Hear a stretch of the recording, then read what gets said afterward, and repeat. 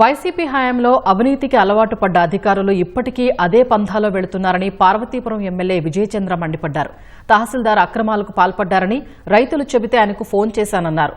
అయితే వైసీపీ నాయకులు అది తప్పనడం విడ్డూరంగా ఉందని ధ్వజమెత్తారు. జడ్పీ చైర్మన్ మజ్జి శ్రీని గారు మాట్లాడడం జరిగింది.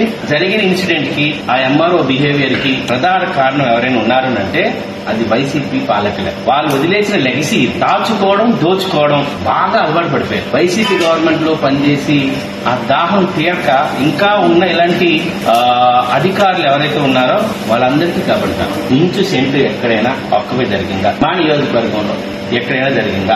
పోనీ ఇంతకు ముందు వాళ్ళు చేసిన మైనింగ్ లాగా మనం ఏమైనా మైనింగ్ చేస్తున్నావా? ఇంతకు ముందులాగా వాళ్ళు చేసిన లిక్కర్ వ్యాపారాలు ఏమైనా చేస్తున్నావా? ఏమీ లేదు. ఒకటే ధైర్యం ఉన్నది. అద్దాల మేడలో ఉండి రాళ్ళు ఇసిద్దామనుకుంటే నా మీద వాళ్ళకే ప్రాబ్లం అనే విషయం గుర్తుపెడుతున్నా. నాది క్లీన్ చీట్. తప్పు చేసిన వాళ్ళు ఎవరైనా తప్పుని ఖచ్చితంగా ఒప్పుకోవాల్సిందే. ఇలాంటి తప్పుడు పనులు చేసే వాళ్ళు అధికారులుగా ఉండకూడదనేదే నా నినాదం.